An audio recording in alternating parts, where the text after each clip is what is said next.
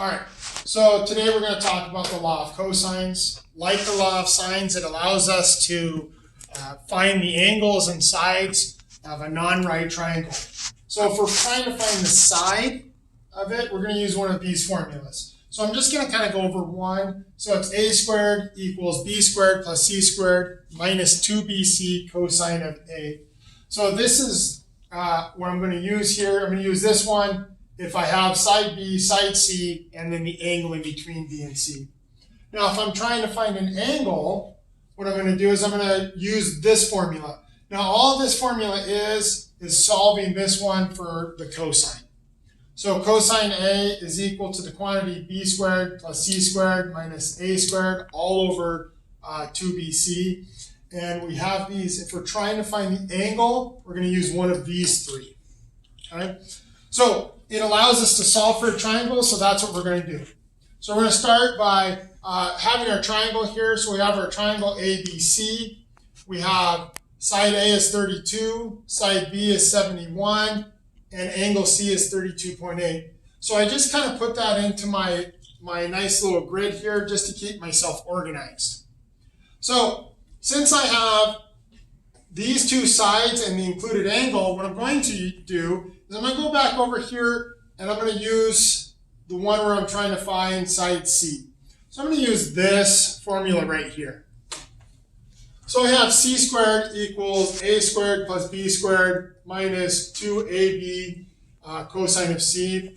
And I'm just going to plug in the information here. So I'm going to square 32, I'm going to square 71, I'm going to multiply 2 times 32 times 71 times the cosine of 32.8. And I end up getting this information here. So I have 1,024 plus 5,041 minus 3,819.5.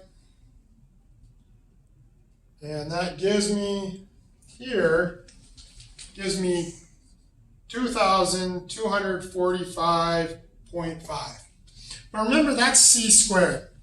So since that's c squared, I have to get rid of that square. And the way to do that is I'm going to take the inverse of the square, which is the square root. So I'm going to square root both of these here, and I'm going to get approximately 47.4.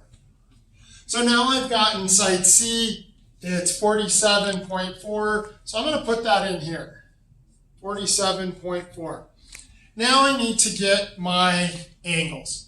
So it doesn't matter which angle I try and find first, I just need to find one of them. So we're going to stay in the law of cosines.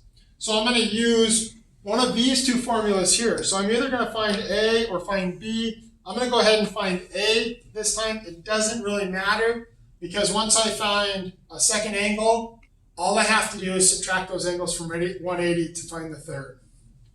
So I'm going to find cosine A. So that becomes b squared plus c squared minus a squared all over 2bc. So I'm just going to plug in my information here.